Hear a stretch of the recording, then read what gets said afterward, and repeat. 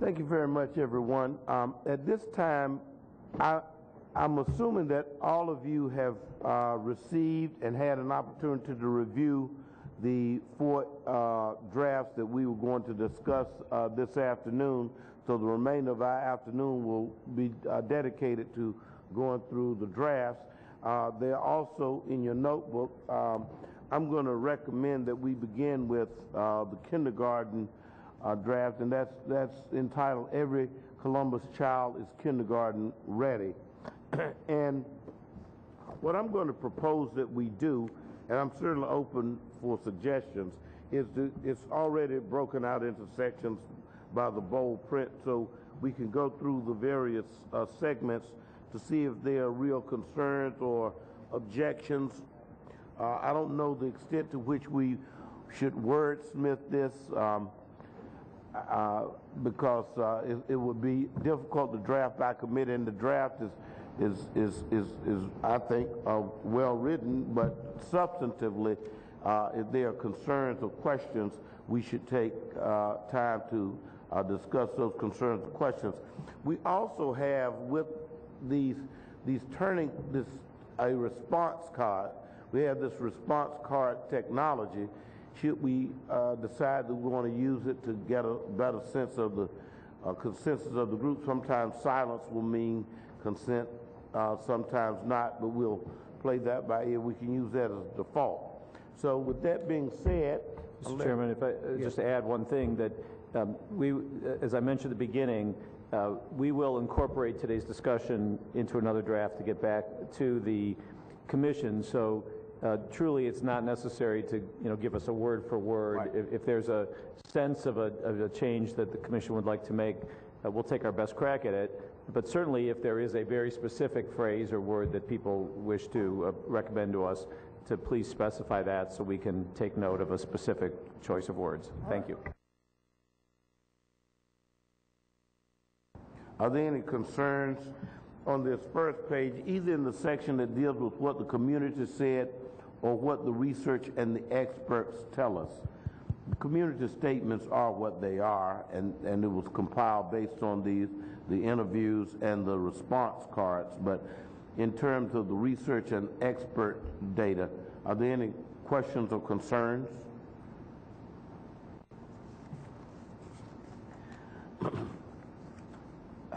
Hearing no response, I'm going to assume that those 2 sections, those 2 preliminary sections, are fine.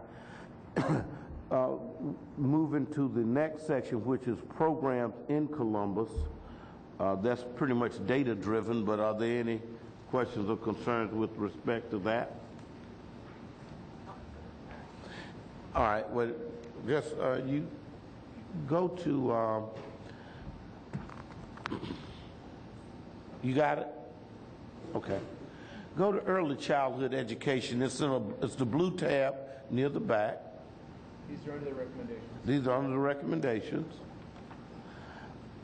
You got that? All right, and turn now to page 3.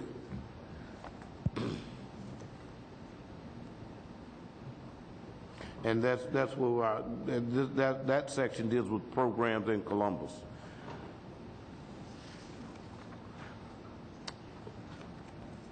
There's nothing there. We can move on to page 4, which deals with the goal.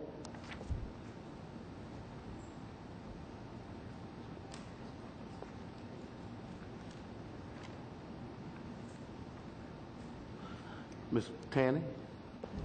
I just have a question, and this maybe pertains to all of the goals.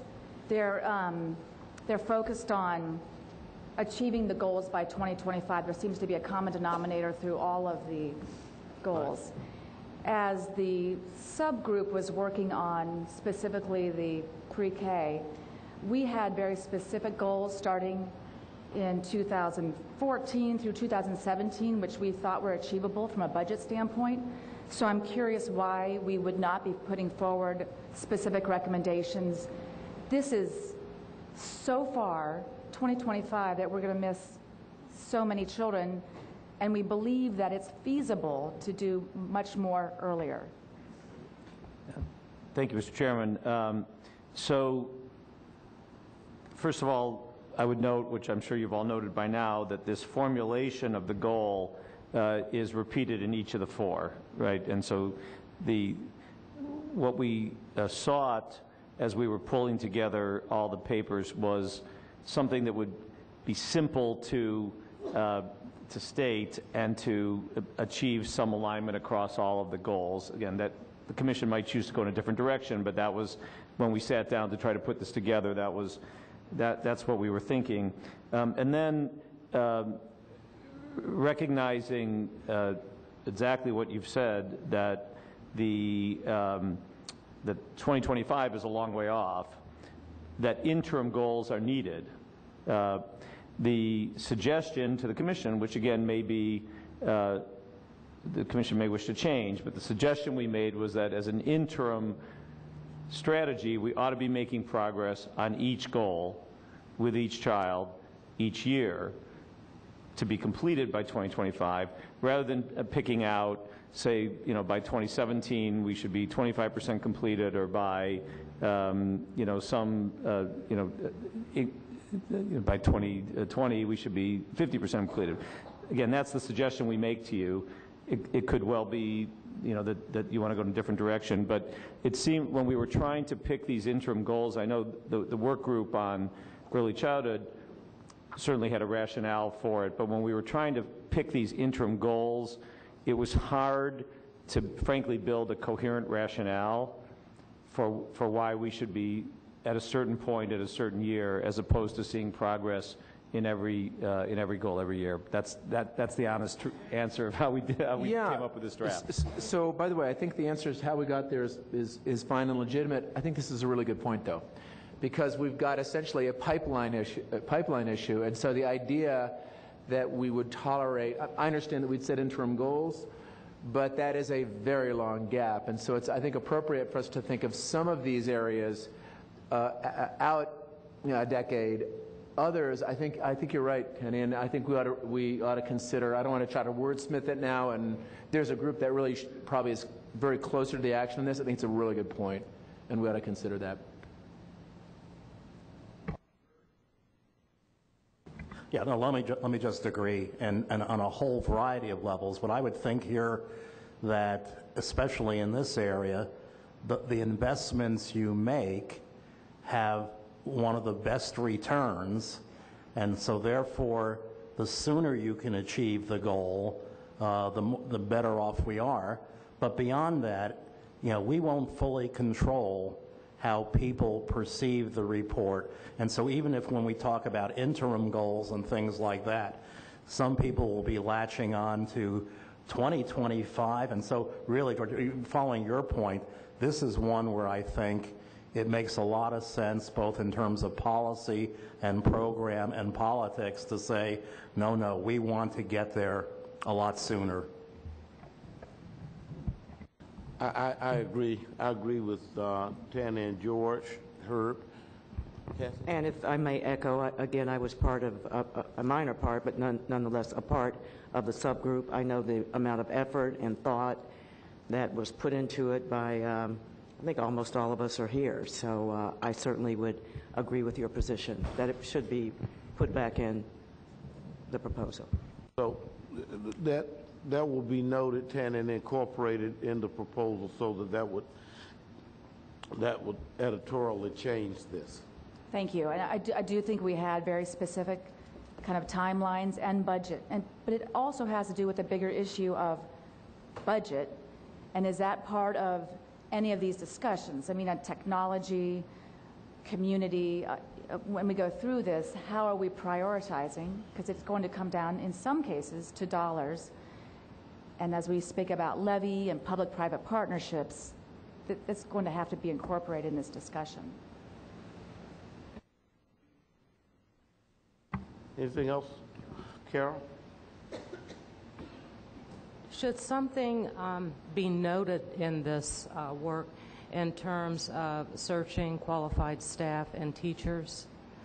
I would imagine, we have to have quality teachers that will be able to provide instruction, so no one thinks that this is a babysitting experience. So should we include something that is a must as we move forward? Think that just as goal is repeated throughout the various recommendations, one of the overarching considerations will be having leadership and having the right type of teachers to execute on this. So I would think so. Okay. Tanny. Just as a point of reference, it was in the recommendation, and I think that it is incorporated in that pre-K advisory committee. I think it's that group that was going to provide the kind of specifications, the criteria for qualified teachers and all of that. I think it's just bundled in there if whoever wrote this up. Maybe it could just be made, in there. maybe it should just be put back in and made more explicit, and it could be put in under the pre-K. It can be included as a part of what the pre-K committee will use as a criterion or metric. Alex, and then Chad.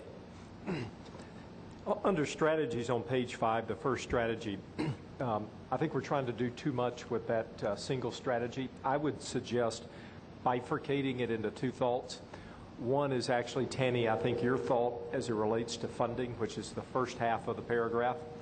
And it's important that we are stating as a commission that at a minimum we're going to put a priority around the funding of these activities. We haven't gotten to the spreadsheets of how to make that happen.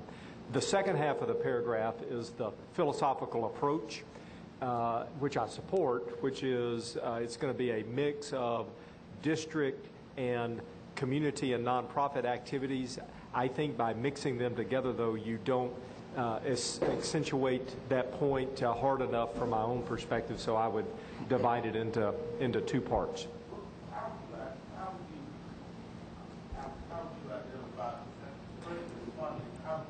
characterize the second part? I would actually just simply take where it says in recognition of the pre-K work, and I would create a second bullet that starts with in recognition of the pre-K work, okay, so that it's divided into two specific strategies as opposed to one. Okay. All right. Mr. Chairman, could I, as a point of process, could I make sure that we speak one at a time and speak into the microphone so that, because we've got excellent note takers who are wanting to capture everything and make sure it's incorporated into our next draft, and they can't do that if they can't hear you. All right. Chad? Thank you, Mr. Co-Chair.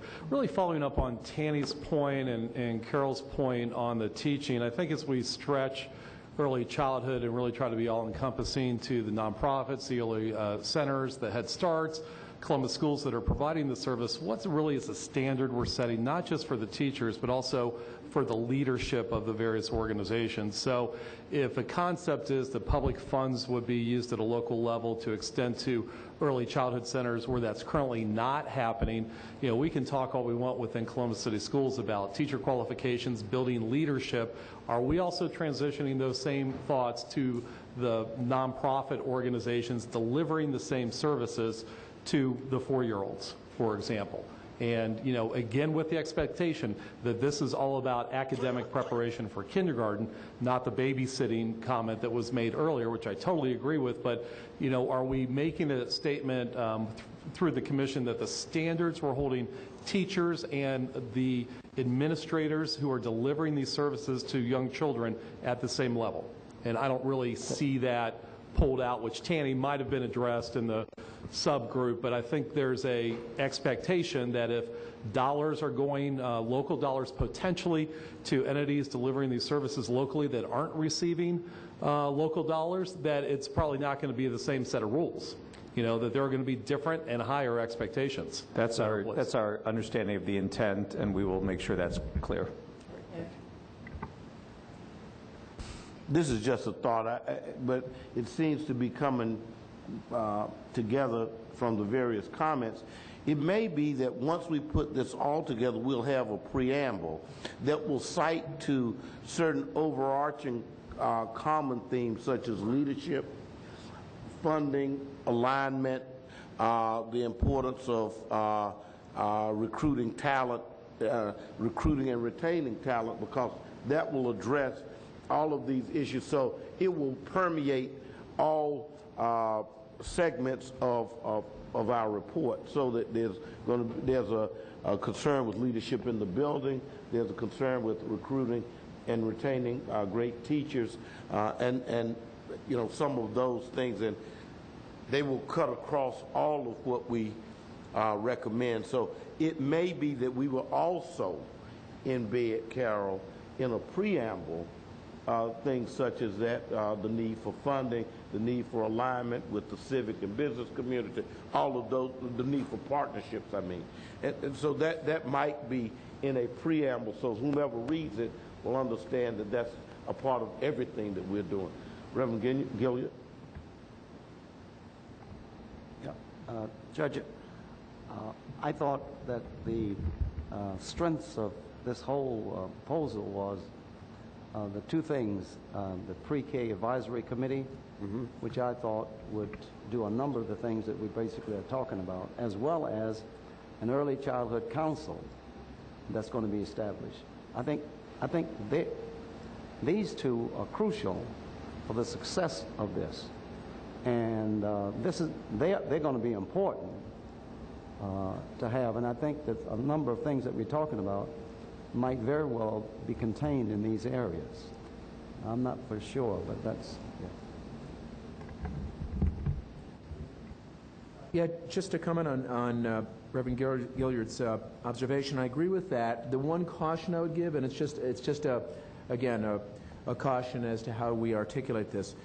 We could wind up with two bodies, one called a Pre-K Advisory Committee, which is sort of more in the educational sort of preparation front, and one which is sort of more holistically oriented.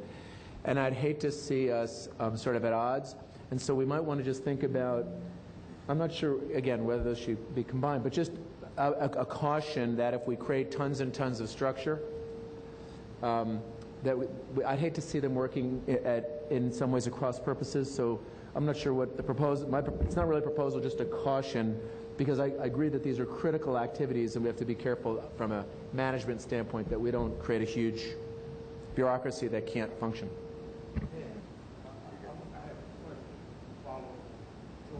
Did you all consider that, consider his concern at the time that you were noodling through this issue?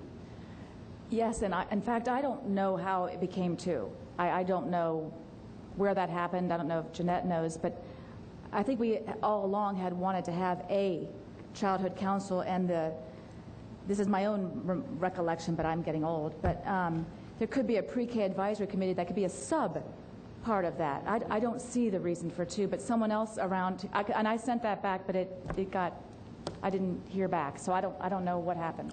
Janet? I agree with Tanny. Okay. Mr. Lusenhart? Thank you. That was going to be my comment too, so I really want to put another vote in support of that. And I really like the idea of the Early Education Council, so I want to be careful that in combining them it doesn't become a Pre-K advisory group and stays an Early Education Council, because I think that really gets to the point that we have talked about in this meeting, that it is about all ages before kindergarten, and I think that's really covered well, so I appreciate that from the committee that worked on this. So would it be a fair statement then that we would keep the Early Childhood Council as the kind of umbrella organization, and the Pre-K Advisory Committee would be maintained, Reverend Gilliard, but as a part of the Early Childhood Council? Is that sort of a consensus? All right. So I have a question about the stated goal and consideration of another one.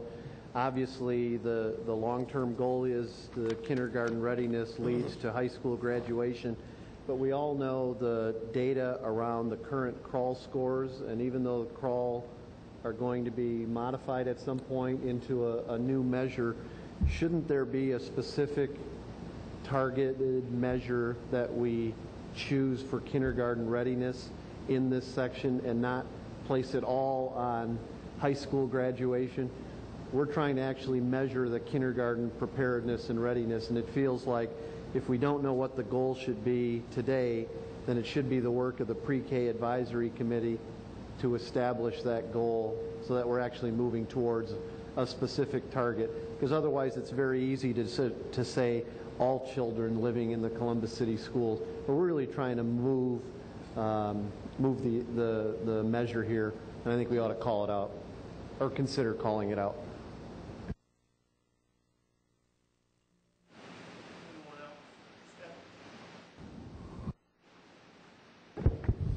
Thank you.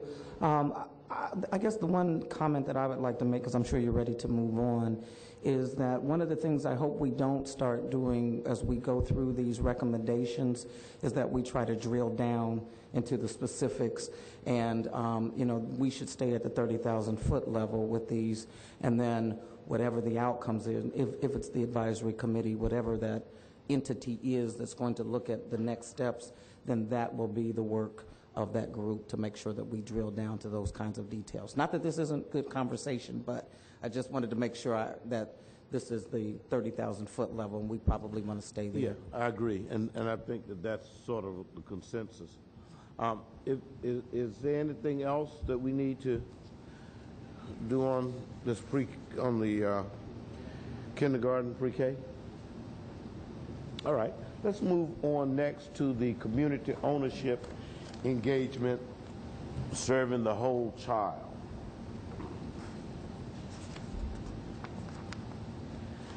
Again, I don't know that we need to dwell on what the community said unless there is something in here with which any of our fellow commissioners takes an issue.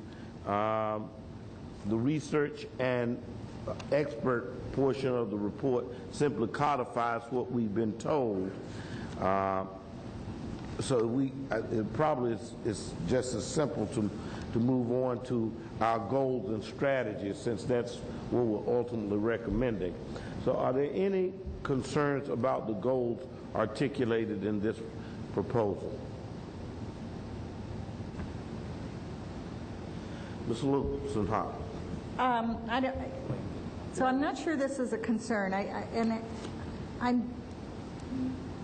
What I don't see in community involvement as clear is the business support, and so I'm not sure where we're looking to put that into the report.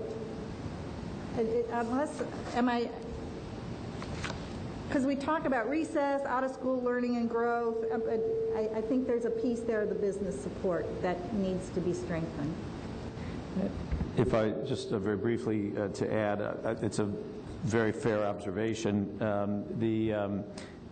The one area that is specifically called out is internships and other work experience, which is in the bullet points on page 6.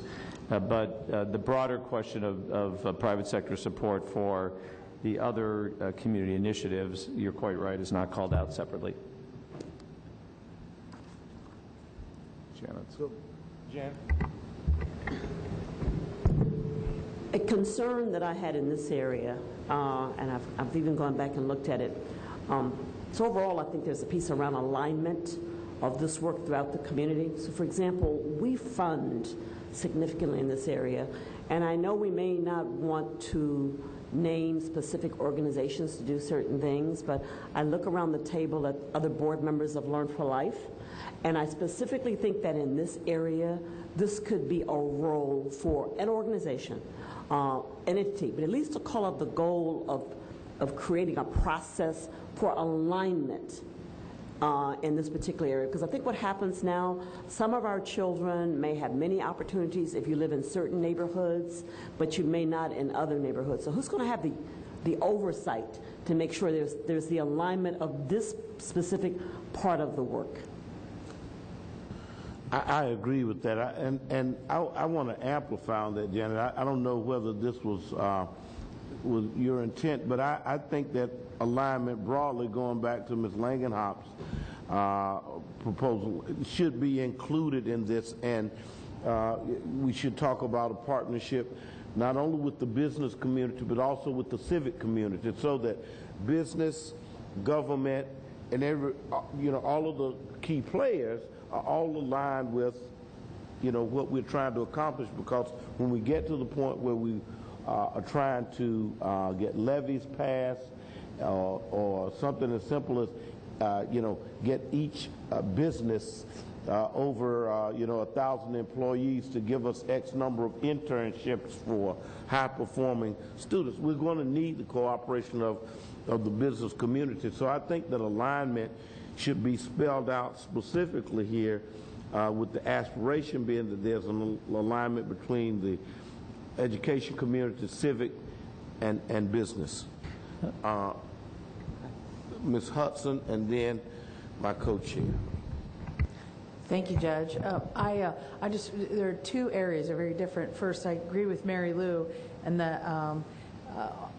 one other area of engagement certainly has been from time to time, various levels of government have had summer programs for young people to have work experience, and I think those are so valuable, and we just have a very little of that going on here. So I think emphasizing that's important.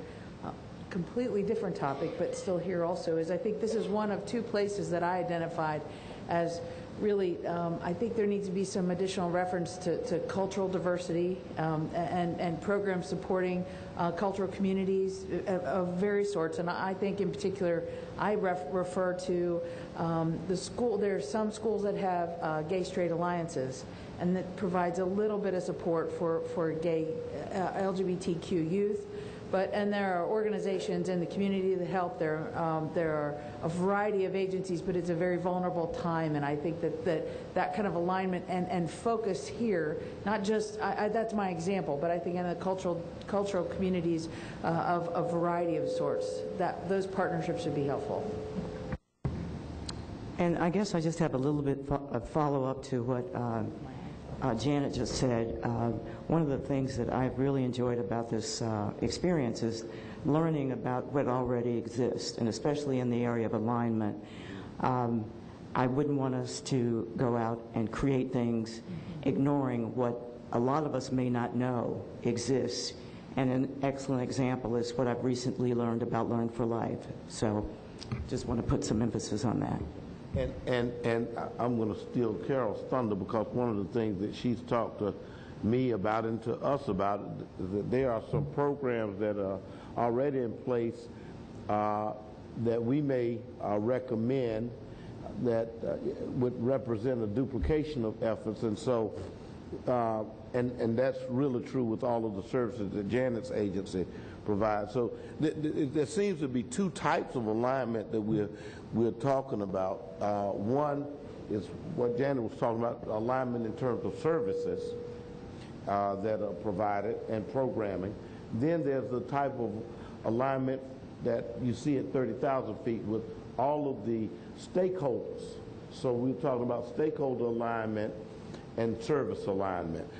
There was Stephanie, and then Janet, and then Carol.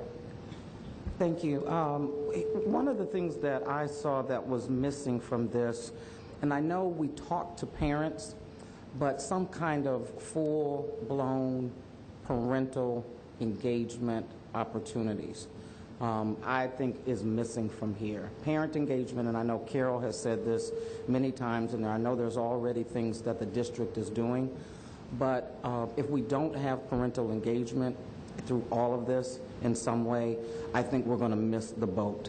And I don't know where it needs to be, but I thought there would be more of that in this part of the recommendation. Mr. Chairman, if I could just add real quickly in response to Ms. Hightower, it's absolutely a piece of public input that was received. I think we were envisioning it as part of the discussion next week of neighborhood schools, but if the Commission wishes to include it in this section, that would be certainly an appropriate change that you'd like to have us make. But just so you know, it is on the radar screen, but it had not come up yet.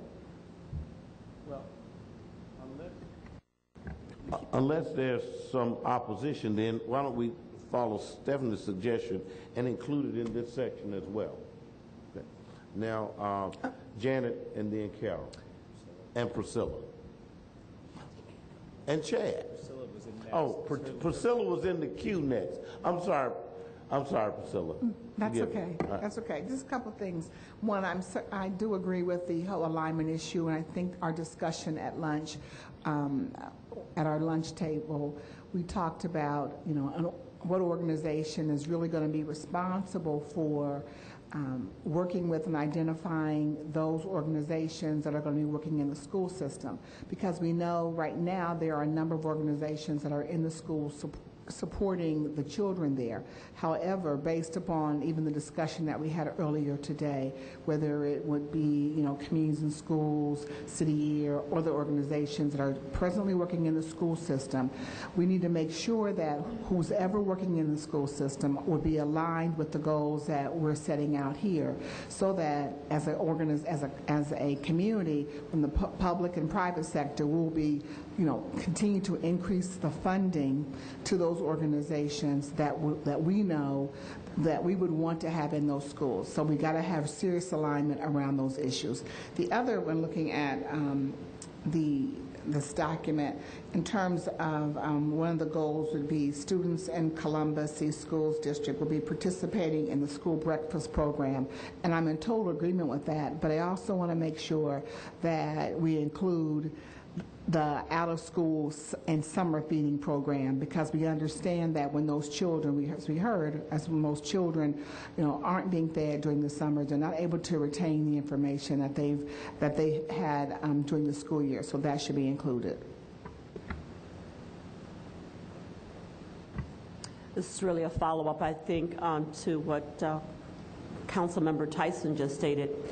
It's a part of alignment, and this is tough. You first must identify who and what's out there, and then we have to make tough decisions about who's effective and who's not effective. And then as funders, we have to make tough decisions that we're only going to fund what's effective. There are all kinds of folks out there saying they're doing all kinds of things, but is it where we really want to put both our money and even in terms of our children? And that's going to be tough, hard work.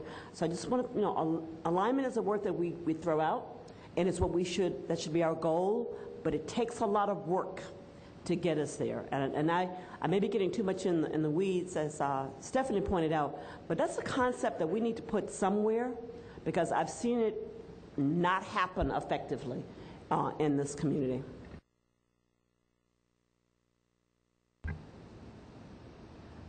As I was looking through this, I was trying to figure out a way how I was going to comment. What you said earlier in terms of I have wanted to have the opportunity for us to have a discussion in terms of what is indeed going on, what are those programs, so we aren't being redundant. I'm looking through what the community said, and maybe we haven't done enough to share what's going on. But a concern that recess, music, and arts are being reduced. We're not reducing those programs. We do provide transportation for sports and after-school activities. So how do we find a way to get that information that's in here up to and including, I think someone mentioned, parental involvement. We're getting ready to launch a parent university this coming year, but I think those are information that not only this group, but as we publish this information, people have more understanding of the work that is being done, and also the more help that's needed. We've got a mentor-protege program, and we don't have enough people to support that. It's not necessarily something that's going to require a lot of money, but people just giving up their time to be able to work with our students. You know, it may be, Carol, that for this particular proposal, this particular segment, that we include a section after what the community said that details what programs we already have that address those discrete needs, so that, you know, this is one of those instances where It's a matter of the community not being aware of certain types of programming that are already extant. And so, you know, that may be a way to address those concerns in those discrete areas. Chair, and then Ms. August. Thank you, Mr. Chair. Really just to pile on with a little bit different angle. So I agree with Janet that alignment's a great word, but it's tough to do. So there's a community alignment piece that would seem to this work and an alignment of that community work with the children. Sometimes the conduit is Columbus City Schools, sometimes it's not. Sometimes it's the after-school programs, weekend efforts. So through Learn for Life, again, which many of us are part of, the organization's identified 450 plus programs that serve children within the Columbus community already. So for the last 3 years, some of this alignment of the community asset has been happening.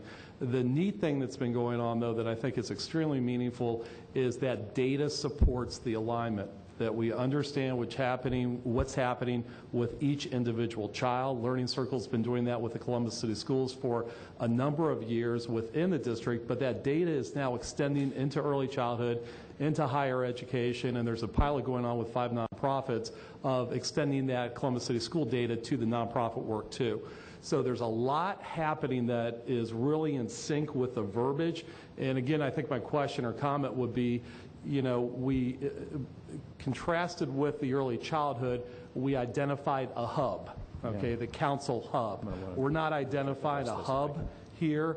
I think a hub may exist that we might want to call out or not call out. But, you know, right now the bullet points are more randomized to me with no accountability on a hub that's going to do the follow-up. The chairman wants a comment.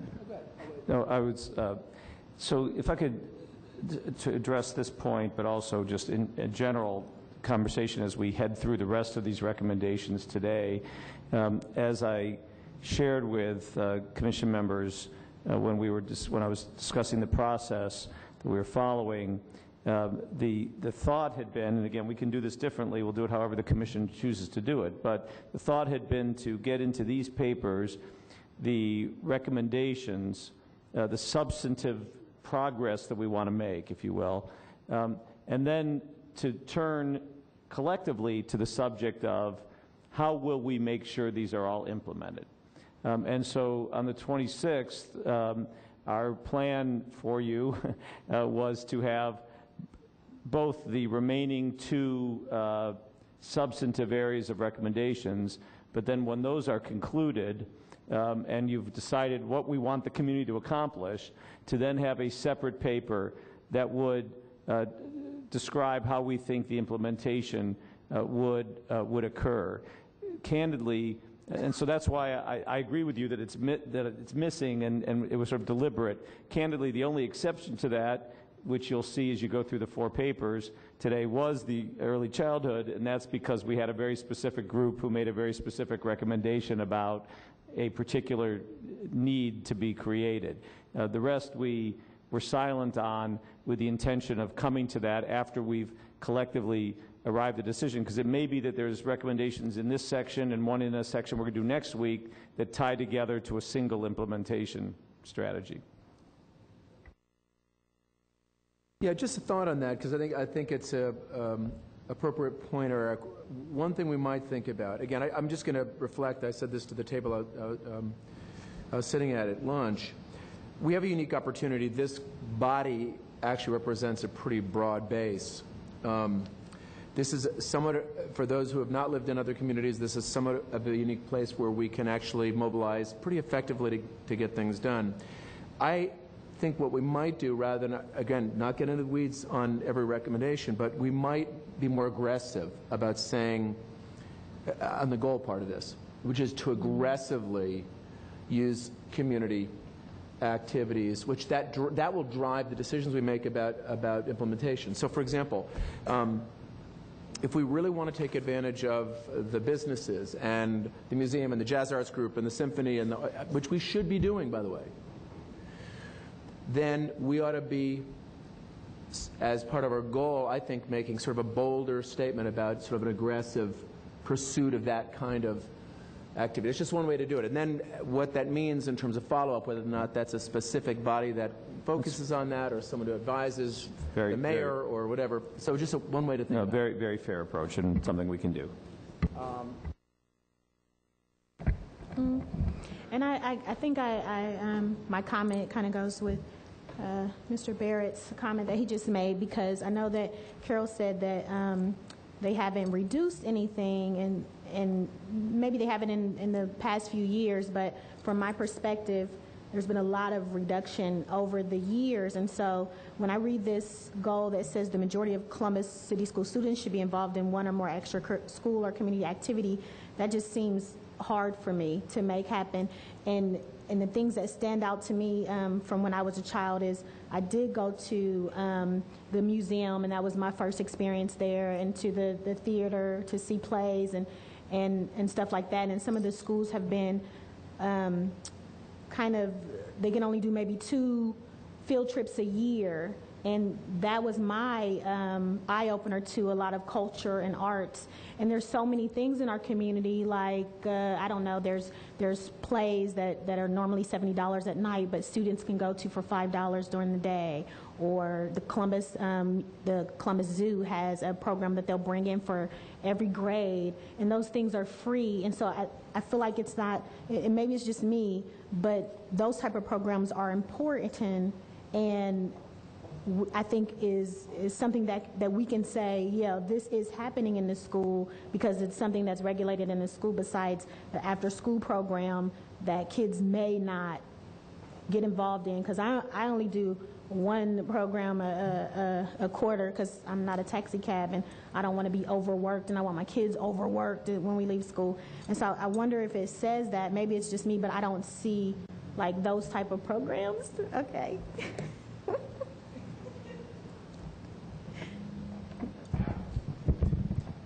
So on page 6, the first strategy, I'm not sure I agree with it. It's just, it doesn't necessarily feel like the right approach that we declare, a new elementary school, middle school, and high school. That seems way too granular for our work. And then on the 6th bullet, I would kind of rephrase it to be about partnerships with healthcare providers. And leveraging the expertise that exists in the community for economies of scale and expertise and impact. I would not, to me, to talk about Medicaid reimbursements is, again, way too granular. So I would pull it back up a little bit to be about partnerships. And on the first strategy, it's a level of detail that, at least unless I missed a meeting, I don't think we really talked about. I don't know, with respect to the first one, whether that was just a commentary on the breadth of the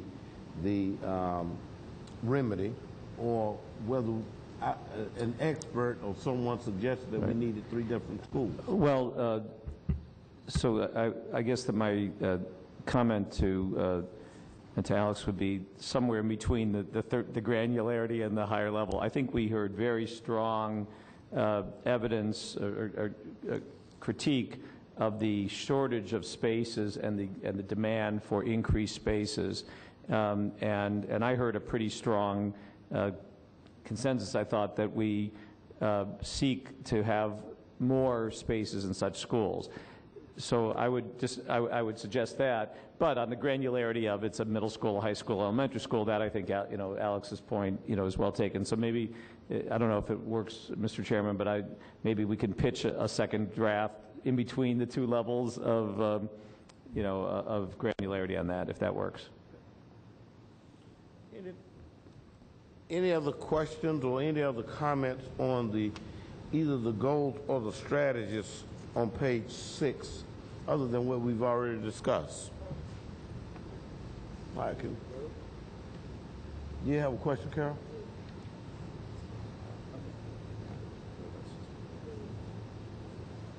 Yeah. Sorry about that. The under strategies where we talk about students should have the opportunity to earn multiple career credentials. What are we defining career credentials? So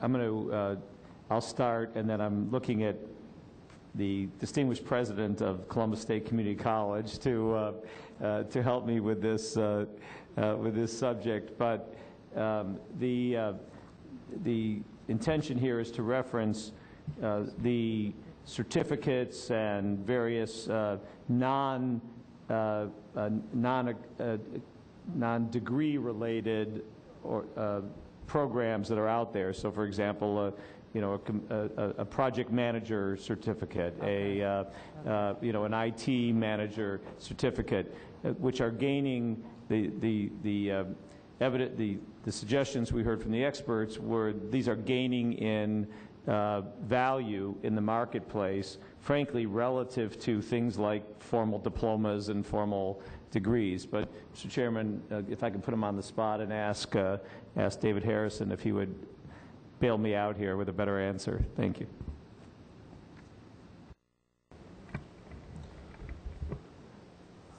I admit to being lost here. Have we changed page 6's? Yeah. I think we went to a different page 6. Thank you. I wasn't finding I don't think we're on career ready See, yet. I'll be glad to answer your question. Since I wrote them all, I was just jumping ahead with her. Career readiness, aren't you, Carol? I followed right with her. I knew exactly what... I'm prepared to answer your question, but I think we've... See, Carol and I are on the same page. I knew exactly what you...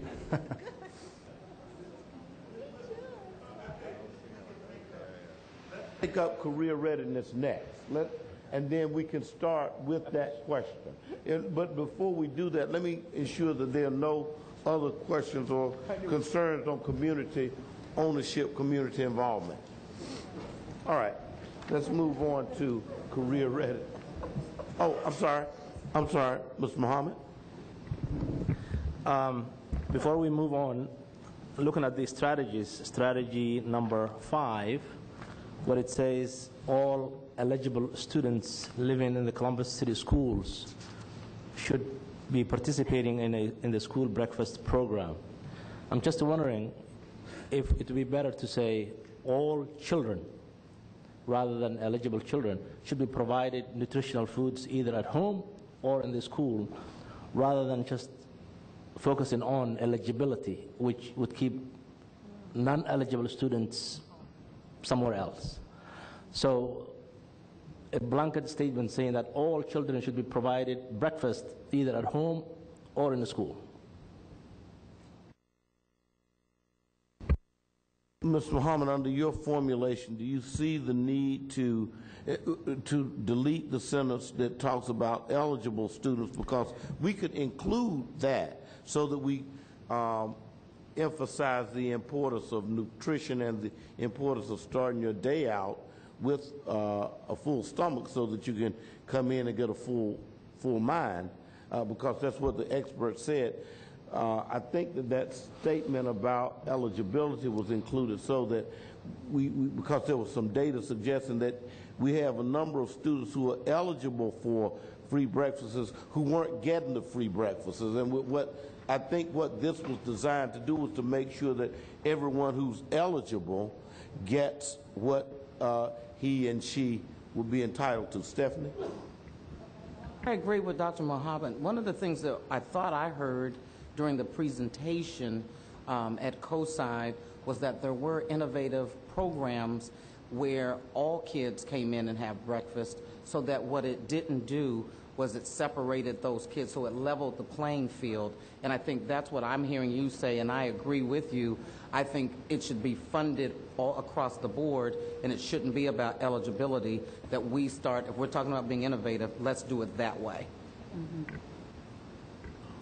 I agree. My only point was, how do we delineate that we still need to make sure everyone who's eligible for free breakfasts get them, or universal breakfast? We can make part of the implementation. Yeah, all right. Okay, yeah. That's fine. That's fine. Mr. Augustine? And I have one more thing that I feel like is missing. Like, are we asking our social services to come up with incentives to help our students get to school, or or, you know, I feel like that's missing. If we want community buy-in, you know, some of the services that are provided to our students, I think that that's a great area to dip into. You know, maybe, I don't know, CMHA, they sponsor a lot of our students. They live in their housing developments, and so maybe if they got good grades, I don't know, they get a discount on their rent. I don't know, something. Are we asking our social services to find incentives to help buy in as well? I just feel like that should be in this part. Well, too. I know that we're certainly asking for alignment in the last bullet point, because it talks about regional transportation services and the like. So I think that that would be included in a broader statement that we had talked about earlier when we were discussing alignment among stakeholders, when we referenced civic, business, as well as the education community. I would hope that that would cover that, but it can probably be made more explicit. Mr. Spinning? Was it Mary Lou?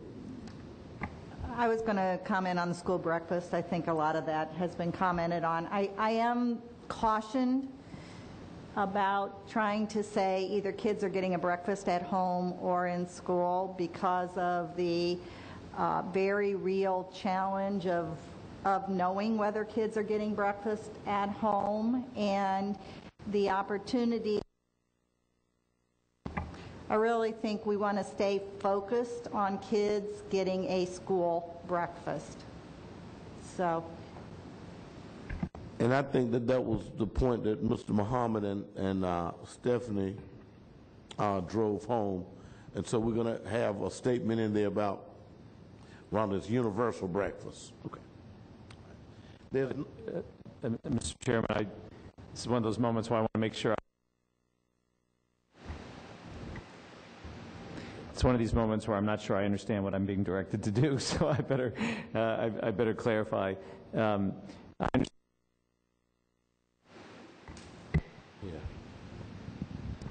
I understand the distinction between eligibility and universal, but there's also another distinction between in school versus out of school, and so I'm not sure which I'm being directed to do on the latter of those distinctions.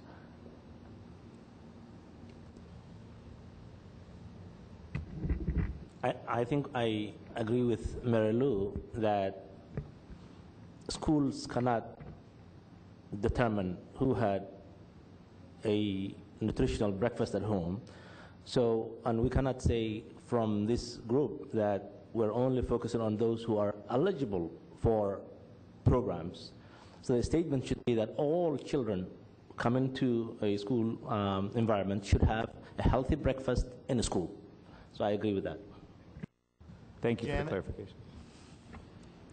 I think that one of the issues with the meals in the schools, this goes back to what Stephanie was saying in terms of whoever came in, is that we want to create an atmosphere in our schools where all children, regardless of this eligibility piece, can come in and be served. Because when you don't do that, some children who are eligible will not participate because of the stigma surrounding that. And I know this from a recent meeting that I had with Mary Lou, especially our teenagers.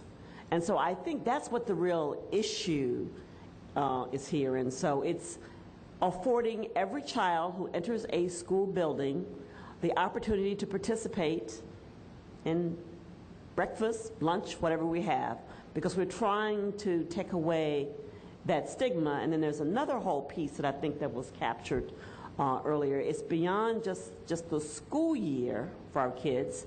It's also in the summers, because I think that right now only 13% of the children who are eligible for free and reduced lunch during the school year participate in a program in the summer. So we're talking all these words, but at the end of the day, we want to make sure that at this point we're talking about all school-aged children in the Columbus City School District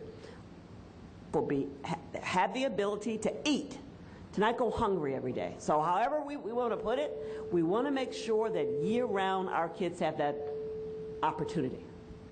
And Janet, adding to that, we talked about, we said that about the summers, but also, I know that we hate to even go this far, but even the weekends, we have these weekend backpack programs. Those children still aren't even eating during the weekends, which means then they're not going to be able to do their homework and move forward to come to school ready on Monday. So it's just the feeding of our children. Thank you, Judge. I think this might go in your preamble too, but from the schools that I've been in, and especially the elementaries, and witnessing breakfast, the kids are being dropped off, they're walking to school, they've got a limited period of time.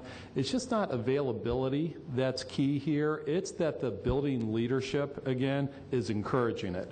So the principals who are leaders are really setting this as a high standard for their kids to participate because they understand the importance of that quality, nutritious meal to start the day. So just having it available, great. It's available to a lot of kids today who aren't taking advantage of it. So if our goal is here that we really want this to be a priority, it's a leadership issue as much as anything in my view.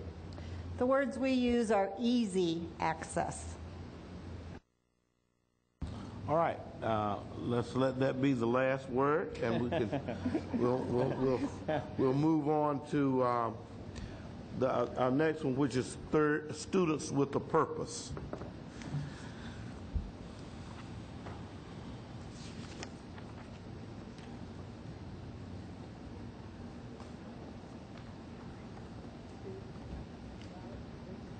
And it will be on page. What, page 6, Carol? Was your question? Yes. Which?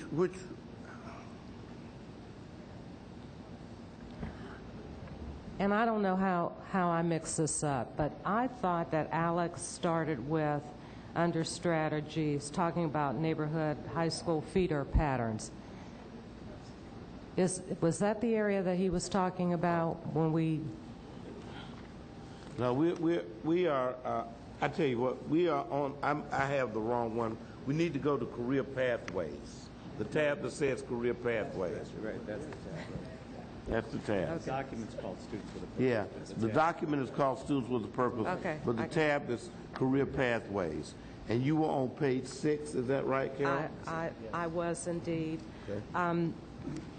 And my issue, let me see if I can find it. I can't read my writing. It's in the, It's in the first bullet point. Okay, It yes, says- and where it talked about career credentials, and I was trying to get a better understanding in terms of the terminology, and let me share with you why.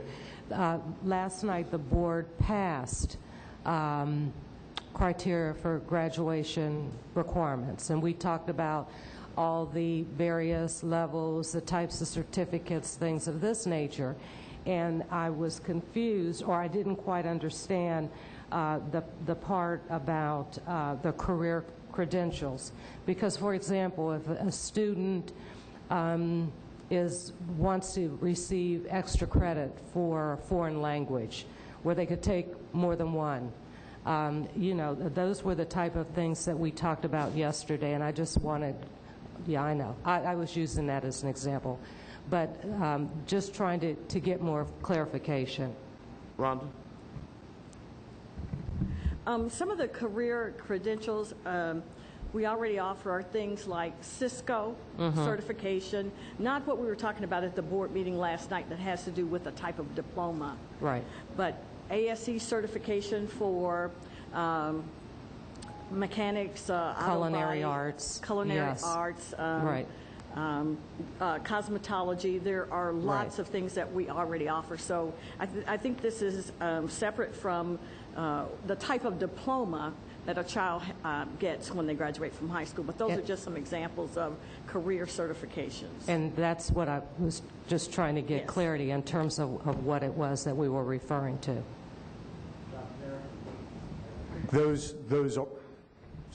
Those are the kinds of credentials that are referred to in this recommendation. At a number of our briefings, we've learned that the high school diploma alone doesn't put a student on a career path.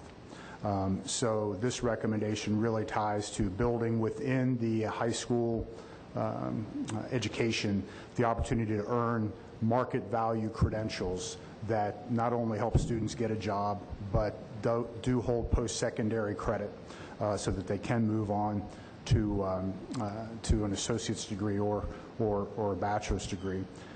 It does bring me to a recommendation I'd like to call out here, though, because I'm supportive of all of these strategies. I think we're missing one, which is active employer engagement, because really what determines market value is whether a student gets hired.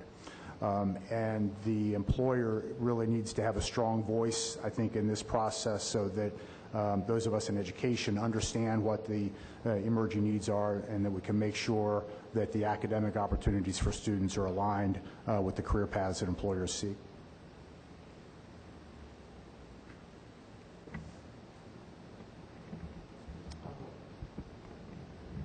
Go ahead.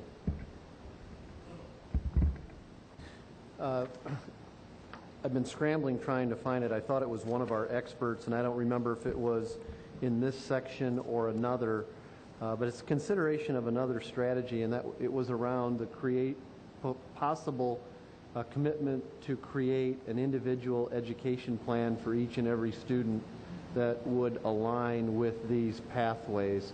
And I don't know if that's somewhere else and I'm just missing it or not. I don't think that's in the draft, so if that's something you want to suggest to the group, that would be an additional comment. Well, I would throw it out as a suggestion because these are ambitious strategies, and in order to actually personalize it and make it happen, I think that's the way to get there. I think Mr. Chairman, and just to continue the dialogue with Pat for a second, I absolutely remember it as part of the presentation. You're exactly correct. If I could ask for, because I think we struggled with this a little bit when we were considering the draft recommendations as to who would be responsible at what level. There was a little bit of a sense of concern about, is this a huge mandate onto onto the district that would conflict with some of the laws regarding special education and various other things. So I think conceptually, we understood what the comment our expert was making, but practically we were struggling a little bit with it. So it doesn't mean it shouldn't be put back in. I would appreciate a little bit more dialogue among the commissioners about how we would like to, what the goal of it really is, and how we might implement it in a non-intrusive and bureaucratic way for the district. One of the questions that I would have is how that squares with the power to lead that we're trying to give to our principals and, by extension, Rhonda, for instance, to our teachers. So if the state law requires IEPs for certain classes of students. If we make IEPs for all students, then, I don't know whether that interferes with the teacher's ability to lead and to plan. The IEP statute is written as it is because there's a recognition that certain students are so unique that they have to have an individualized plan. But with the other students, there are certain commonalities that they have that wouldn't require that. Can you speak to that maybe? As you said, we do have IEPs for the special education students, but at one point we had this kind of career tool that we use for students that started in middle school. Do you remember that? In middle school that went through high school, where the teachers worked with them every year. They kept this tool and talked about career paths, college, and that kind of thing. I'm not sure. I've been out of the classroom for a while, so I'm not sure if that's being used anymore. But I think one of the places where you did touch on this was in the technology section about this backpack where the records do follow the student starting in middle school. So you may have touched on it in that section from what I recall. And I think we heard about it this morning, that there are the concerns over privacy. But indeed, if you're trying to make those connections through technology, the outside agencies who are hoping to assist and help are not going to have the context. So I'm the first to tell Eric that this is a major challenge in terms of how to figure out how to get it done, but in terms of impact, I think it could be great. And again, from my experience, sort of on both sides of this, it could be more narrowly tailored than the ones that have to be developed for special needs kids.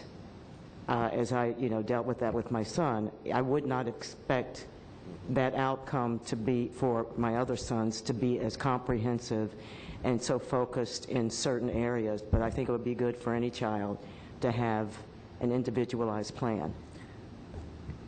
Certainly welcome any additional comments, but I think we can probably describe a career tool, a career plan along the lines of what Rhonda was describing that probably alleviates my concern about the phrasing of the IEP. I mean, frankly, that was what got us a little bit hung up when the expert recommended a whole other concept of IEP. So I think we can probably thread the needle on that.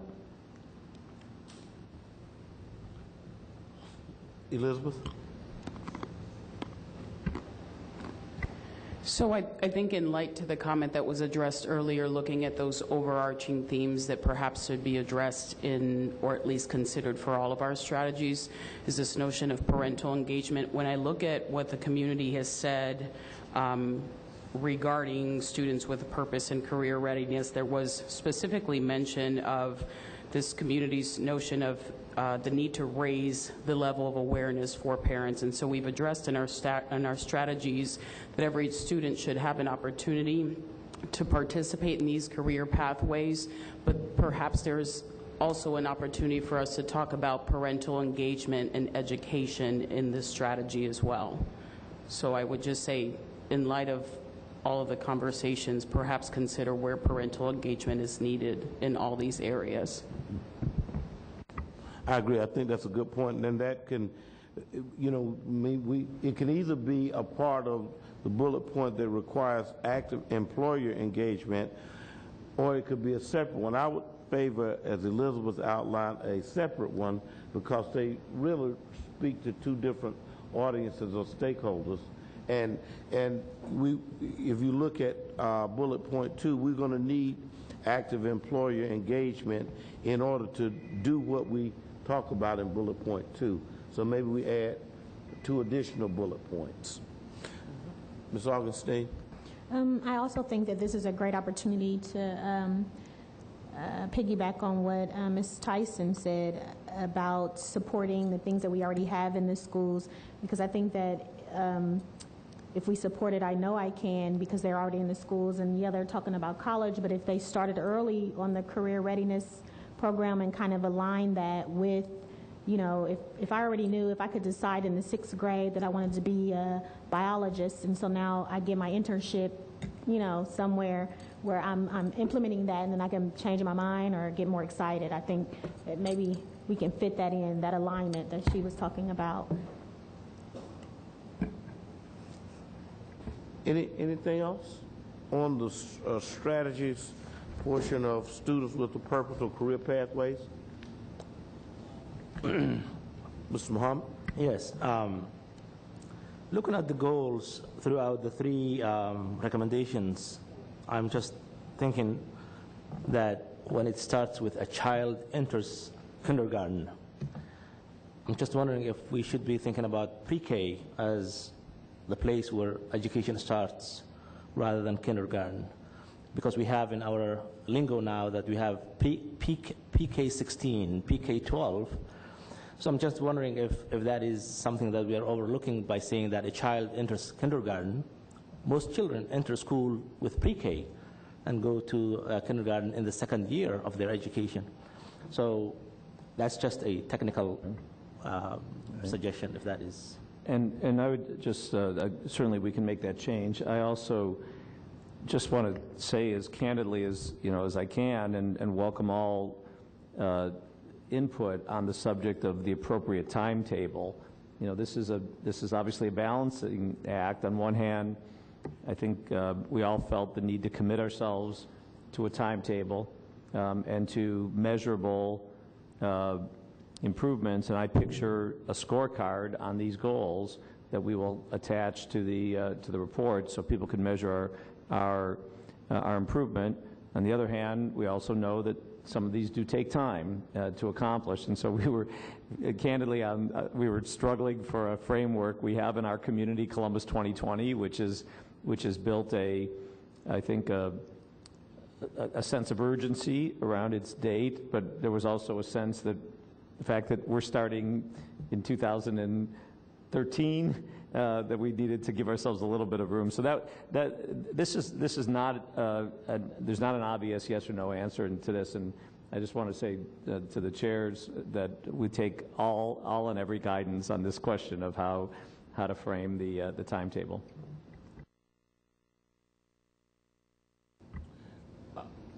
Is there any other observation on this particular recommendation, Students with a Purpose? If not, we'll move to our last one, which is technology, state-of-the-art teaching tools, material, and data, and that's the first tab. I have a question. Okay, so we're shouting out these things that we think should be added, or, you know, or we're just, you know, because I think all my great ideals are exceptional. What's going to happen, or how is that going to work out? Are we adding them? Are we voting on them? They're going to modify these recommendations, these drafts, to include our recommendations. Okay. We'll give them a second read at the meeting on the 26th, and then we'll, vote to ratify them. Okay. All right. We can, as the pattern has now dictated, we can just go to the last page, which will be page 5, and look at goals and strategies and determine whether there are things that we need to add, things where we need to delete, or whether there are modifications that should be made. Rhonda? Having a goal in technology for 2025-26 gives me concern. There are so many things that we need to get to next year. We have the park assessments coming online, and the recommendation is that there be one-to-one computing, or at least 2-to-1 computing for our students to be able to take these tests. And 12 years, the way education changes and testing changes, I don't know in 2025 if that's what we're going to have. I don't know. So that's not a reasonable goal to me, to wait to have progress every year towards meeting one-to-one computing.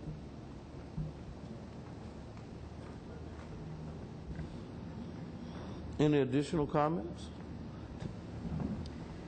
Tanny, did you have? Oh, I'm sorry. Very good. I appreciate your comment, Rhonda, because it does strike me, and we talked about it in the early education, is 2025 too long for most of the goals we're talking about?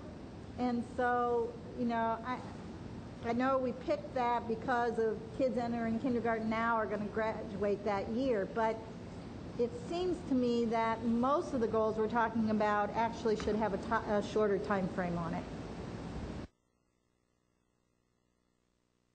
Chad? Thank you. I think this, like the other goals in sections, is extremely important to achieve what we're all trying to get to. The first and the second bullet point, I like that we're referring to organizations not overly defined that need to have some accountability to help accomplish these things. I'm assuming in the first bullet point, Eric, where we're referencing facilities somewhat, that we're baking into that the need to have the schools hardwired so that the internet access is available no matter where you are in the school, so you don't have to go to X room to get wired in. So I think that hard infrastructure piece of it, in addition to the software tools, is really important. So really like the way it's laid out in reference. I just want to make sure that that is a piece of it.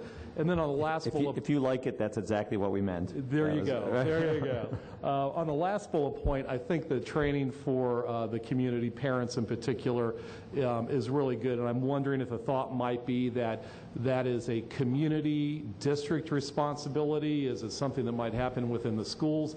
I think it's laudable. I think that's going to be a tough one to knock out. Can we help with the library system? With that integration, since the libraries are in every community, the schools are. But this might be one of those public-private partnership type things too.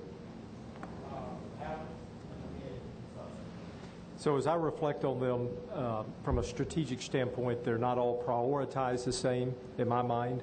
The ones that jump off the page as higher priority are the Technology Services Center. Let's get technology in the classroom immediately. Secondly, the electronic student record, and third, digital learning, to me, rise to a different level than some of the other strategies, as important as they are. Subson? Respectfully, to Alex's point, I think that I would add the digital layer. I mean, I think as we talk about parental involvement, as we talk about students being able to excel, I think one of the issues I heard loud and clear and saw in the data we were presented with is that there are areas here that are just devoid of access, internet access and technology access, and that we can't expect families to be involved with their kids' learning, and we can't expect the kids to excel if they're, we heard there are limitations even with having libraries in the neighborhoods, but that they have to have that available at home as well. And I think that on a targeted basis, that's out there, and a community solution is a possibility, and I think that should continue to be a priority. And maybe highlighting here that it's on a targeted basis based on areas where we know now that there's significant need. I don't know whether this would go to your point, but in the community outreach portion, that's not technically what it's called, but in community involvement recommendation, one of the things that we talk about is that using school buildings as community centers in a limited sense. And I could envision there being computer labs that would be accessible to parents who could then help their children with the type of online engagement that they need. And that would be for families who may not have computers in the home or, other access, because there's the digital divide that, the experts talk about. There's data supporting that the digital divide certainly has a deleterious effect on some certain communities. And so, perhaps there's a way that we can make computer labs accessible to parents for educational issues. And Judge, I think to that, with that type of thing in mind, having certain areas with community broadband, in addition to that, could also allow for collaborative activity at say a neighborhood church or other civic organization. But I think that having that neighborhood broadband, as we look at this in the not too distant future, we don't know.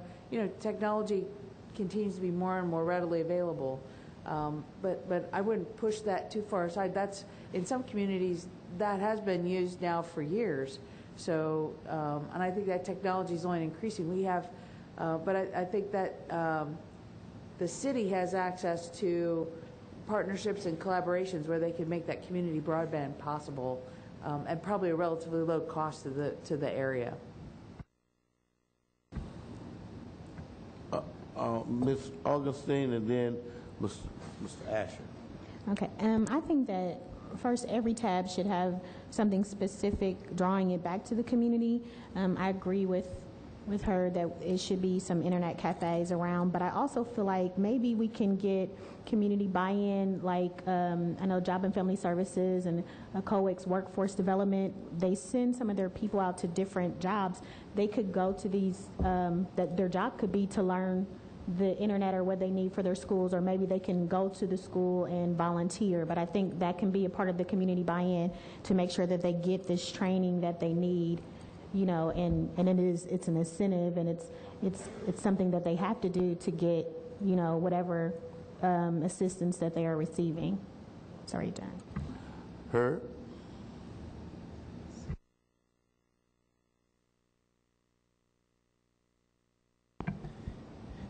In this area, I think the state of Ohio now has aspirations, at least, in terms of iLearn Ohio and a whole variety of other things, to really have capacity to help every school district be able to, in fact, have online courses that have been vetted, online courses that have been linked to state standards and things like that. So I'm just sort of wondering here, and Eric, I wish you were still at the Board of Regents, but I wonder if there should be some effort here just to acknowledge that Columbus doesn't have to do this on its own, and that in fact we should demonstrate awareness of what's happening at the state level, because a lot of things are happening that directly relate to these very subjects. That will be included. I was thinking of just making this Ohio State's responsibility, but but if you'd like to refer to state government, we could do that. Certainly, The Ohio State University has the capacity to do that, but you know, I don't know that we want to shoulder that burden just yet and deprive the state of the opportunity to demonstrate how well it can do it. Are there any other issues that we need to bring up with respect to teaching technology, teaching tools? Ms. Augustine? One more thing. Rhonda had brought up some of the programs that are in the schools, and somebody else had talked about making sure that they're effective and they're working. So I think there needs to be some type of, with that committee, something needs to be said that the ones that are already in order, like the Cisco, are the kids getting certificates?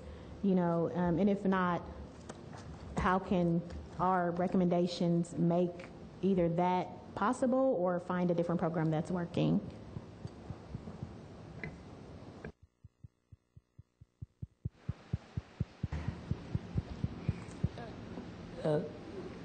Lolita, if I could just clarify, because I'm trying to make sure I know what I'm to do with the comment.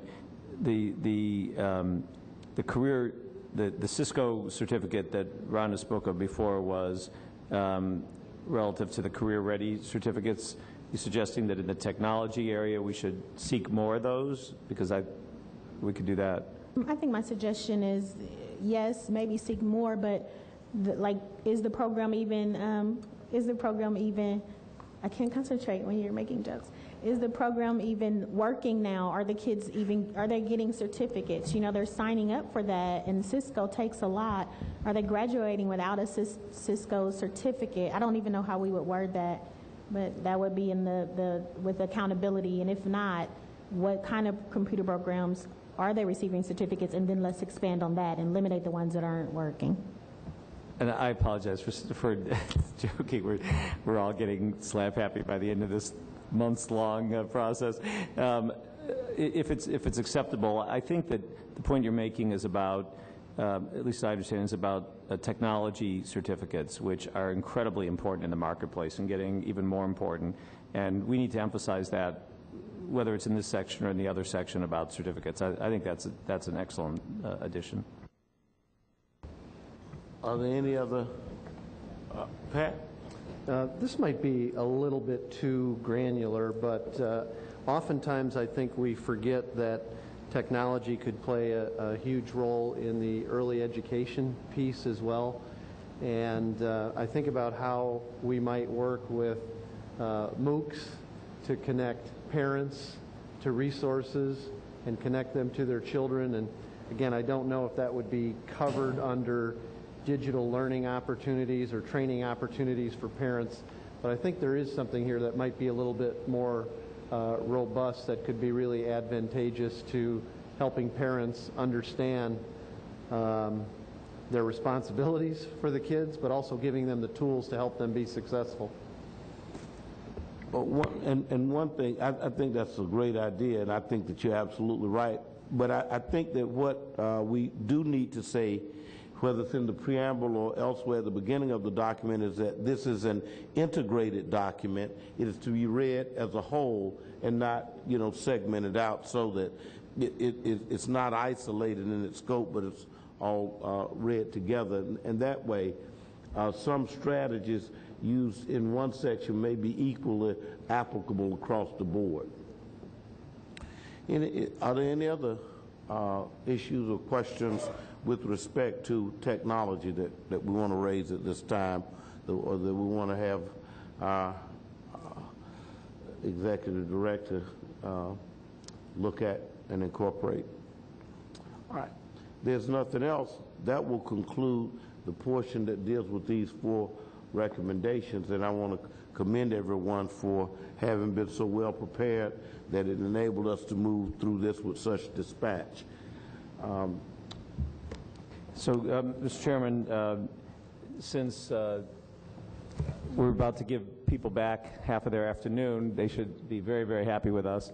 I will do that expeditiously. Let me just, again, then review process for a moment with you so that we're all comfortable. So we owe you 2 more substantive draft recommendations. As you can see, they fit into that schematic that has those 2 blanks on it. And then we also owe you a 3rd additional piece, which comes under the general rubric of implementation. So when we conclude on the 26th the additional 2 areas, we would then ask ourselves, okay, now this all sounds good, but how are we going to make sure this happens? And so that will be a 3rd paper, if you will, that you will get from us prior to April 26th. Additionally, you will get sooner, probably the first thing you'll get from us is a revision of these recommendations, these 4 today, based on this discussion. We're going to do those before we lose track of any of these comments, turn them around quickly, get them out to you right away. If you would review those and let us know if we've missed anything, that would be really helpful in advance of the next meeting, so that we can make additional corrections to you, and we'll follow back up with phone calls and touch base with you to make sure that you're giving us any such input. The only other thing that might be worth mentioning process-wise, and I'm not sure we've even discussed this with the co-chairs, so I'll look at them for assistance, but the next meeting, April 26th, is our last scheduled meeting. Obviously, the same way you're making comments today, you're going to make some comments next time, and we'll have to incorporate those into the final document.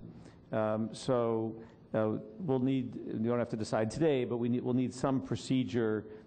I think we will have to vote on the 26th on the final report, but then we'll need some procedures to make sure that we've incorporated the final changes before it's delivered to the mayor and the council president.